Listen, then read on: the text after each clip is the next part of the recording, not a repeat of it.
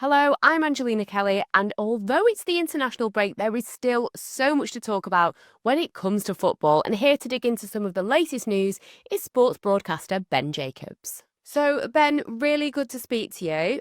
First things first, I wanted to get a little bit of transfer news when it comes to Manchester United with Casemiro. I feel like he's had such a character arc from the leave the football before the football leaves you. There's talk that he could remain at the club. His current deal expires in the summer. There's that reported £350,000 per week salary as well. But there could be an extension on the table, and I'm assuming a pay cut as well.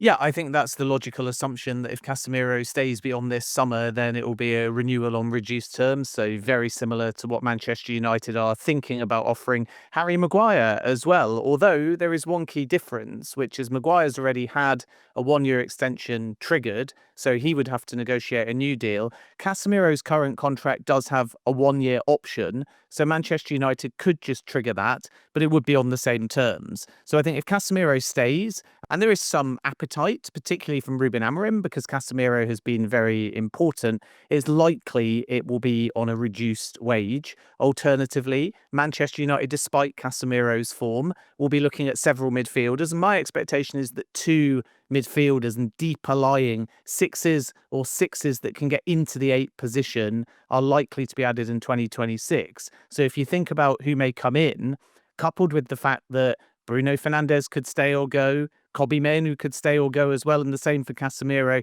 Manchester United have not just got recruitment decisions as to midfielders that might come in to determine, they've also got to establish a number of players in the centre of the park and if they're going to stay or go. And Casemiro is one of them, but it would be a big surprise if Casemiro remains for an extra year and it is on his current terms. Is there any interest from anywhere else for the player? Well, Casemiro has been a long-standing target for Saudi Arabia, but has never really shown an appetite to go there. It'll be interesting to see once the World Cup passes if players like Casemiro, Richarlison, even Bruno Fernandes determine they want to change their minds, because it was a tricky summer for Saudi Arabia due to the fact that it's a year out from the World Cup. A lot of players don't want to make that change. You're going from morning training to evening, late night games, maybe a different language in the dressing room for many as well. I think Saudi are more confident about getting some of their marquee targets in summer 2026 compared to last summer. But at the moment, we don't have any clear indication that Casemiro is one of the players that's really entertaining Saudi Arabia. Like Bruno Fernandes, he may want to stay in Europe. He may be prepared to be more of a squad player at Manchester United on reduced terms. So I think a lot will be determined both in terms of how Casemiro thinks and how Manchester United approach 2026 by whether they think they're going to get any kind of European football. And of course, they're on track for that at the moment, because that means more games, more budget, more squad rotation, which will allow them potentially to both add and keep some of the names that Ruben Amorim thinks are important. If, for example, they don't get any kind of European football, you've got Casemiro on a big wage, you've got less ability to rotate, and then it be the case potentially that Manchester United feel that there isn't a pathway forwards beyond next summer. You mentioned midfielders earlier on of, incomings potentially. The Reds have been linked with Wolves midfielder João Gomez. The good news is that he can fit into the 3-4-3 formation because Wolves play that as well. But the bad news is he plays for a bottom club in the league, pretty out of form. You also then have got Elliot Anderson, Carlos Baliba, which they would cost considerably more money. What do you think the likelihood is of any of these deals happening?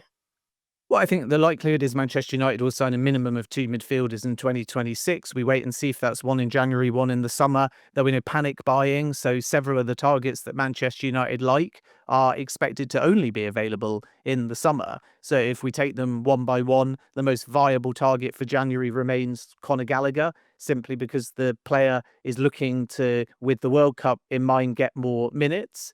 Atleti, when Manchester United made an approach last summer, didn't want to do a loan We'll have to wait and see whether they've softened that position. If they're prepared to entertain a loan with a buy option, I think Manchester United will see that as good value. For a permanent exit, it may be around 50, even 55 million euros. And I'm not so sure that Manchester United will necessarily commit that financial outlay, knowing that it's taking budget away from the summer. And if Casemiro is doing well and Bruno Fernandes is acclimatizing and getting happier, playing deeper, and Kobbie Mainoo is forcing his way into the side, and Manuel Ugarte stays fit and remains appreciated by Ruben Amorim, maybe Manchester United feel that they'll be good enough to get over the line for European football, and then all that budget goes towards the summer. But I think Gallagher is the most feasible as far as January is concerned.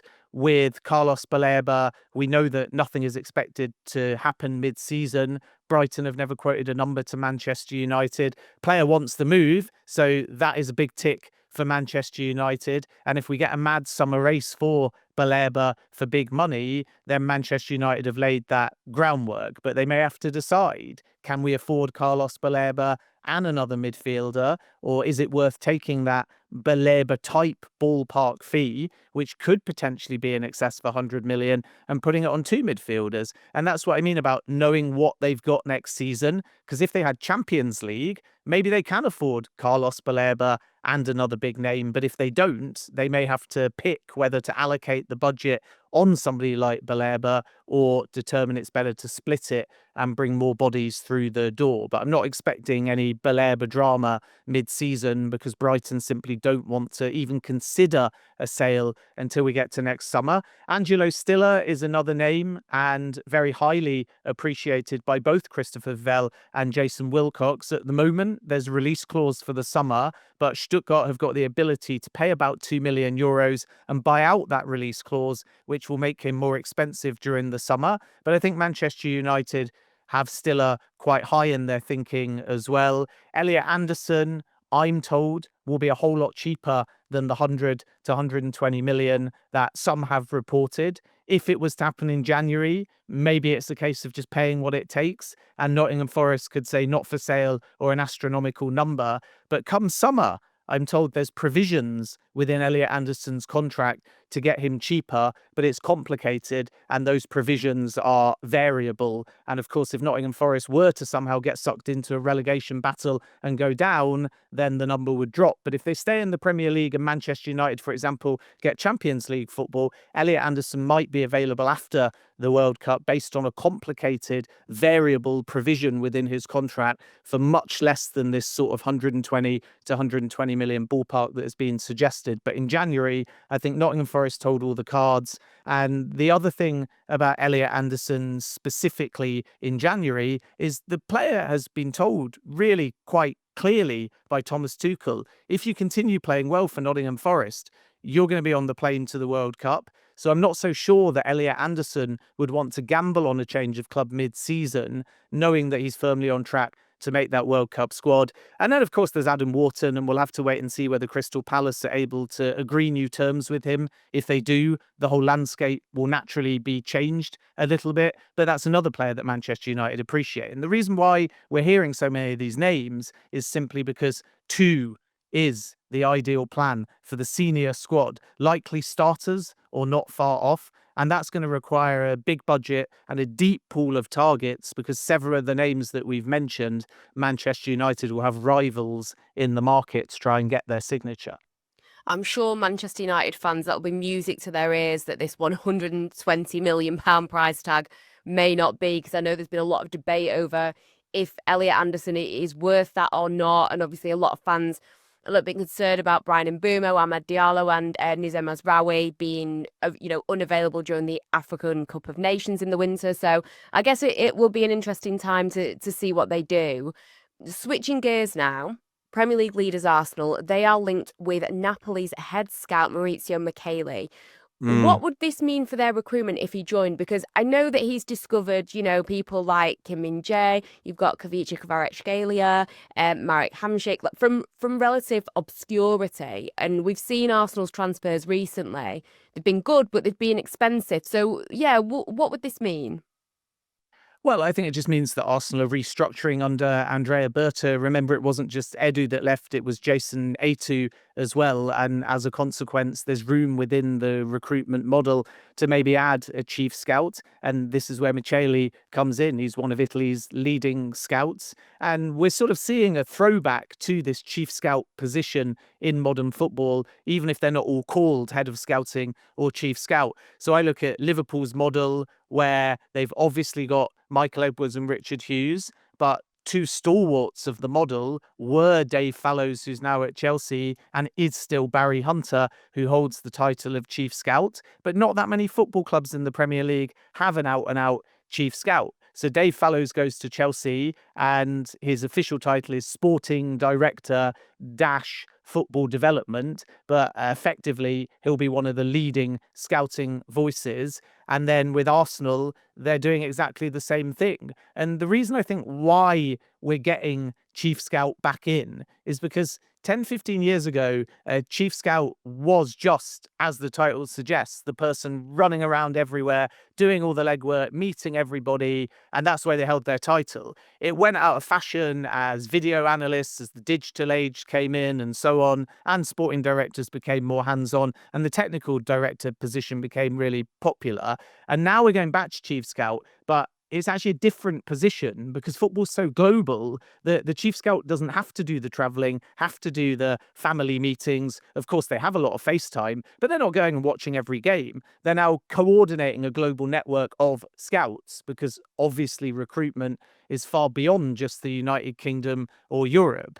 And club infrastructure requires somebody with organisational skills, forward planning, and an eye for talent. And that's where Michele comes in. He started out at Udinese and discovered Suleiman Tari and Asamoah Gyan. He went to Brescia, and then Marek Hamsik was one of his players as well, who obviously became so important because he would eventually go on and become Napoli's captain. And then if we think about now at PSG, Kvicha Kvaratskhelia, another very talented player that Michele discovered too. So this for me ticks two boxes. One, somebody that Andrea Berta trusts and can work with day on day in more imminent windows to maybe find younger talents at excellent value in emerging regions. And then number two, to forward plan and coordinate Arsenal's scouting network. And this is why I think that he is going to be brought in. It's not official yet, but the expectation is that the deal will happen because there's a verbal agreement, to my knowledge,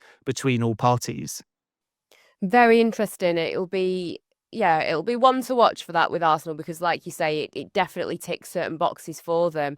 Um, I wanted to just quickly speak about Marco Silva and his future at Fulham.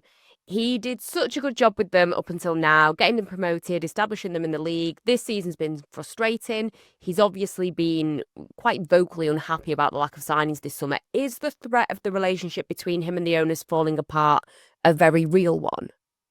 Well, I think the relationship is fascinating, and I would call it tense rather than on the brink of falling apart. And it's become a little bit of a game almost because, as we revealed yesterday on talkSPORT, Fulham's preference is to extend Marco Silva, and we should start by making that really clear. And that has been the case since the summer.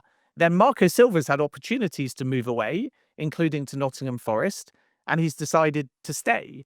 But putting two and two together in this case doesn't make four, because when you spell it out like that, Silva's stayed at Fulham, the owners want him to extend despite their indifferent form. A new contract should be the direction of travel, and it might be. But Silva's been hesitant because he doesn't feel backed in the market, and if he chooses to do this season and not sign, he can leave as a free agent and maybe take his pick of clubs next summer after the World Cup. And I think Fulham's owners have started to realise that if they're not aggressive to try and get clarity now, sooner rather than later, then first of all, Silva can control the narrative and he can have his cake and eat it. He can let the January window pass. He can see how the season progresses. He can still sign or he can leave. And then second of all, maybe the Fulham players start to realise, is he going to stay? Is he up for the dogfight? Is he capable of getting us out of trouble? So I think from the Fulham side, they want this to come to a head. And that's why there is a possibility of these two extreme options of club preference get Silva to extend and try and do it on Fulham's terms, not Silva's timeline, or the opposite extreme, if there's a complete impasse due to the fact that they're then only a point above the relegation zone, if results don't improve and they don't think Silva's going to sign, do they have to go to the total polar opposite extreme and consider a change? And this is what's currently being weighed up at the moment, and we'll wait and see whether we get any further clarity during this November international break. Well, there you have it, Ben. Thank you so much for joining me, and let us know in the comments what you all think of that news. Don't forget, this video is in association with our own bookie, talkSPORT Bet. Download the app or head to talksportbet.com if you want to get involved. T's and C's apply. 18+, begambleaware.org.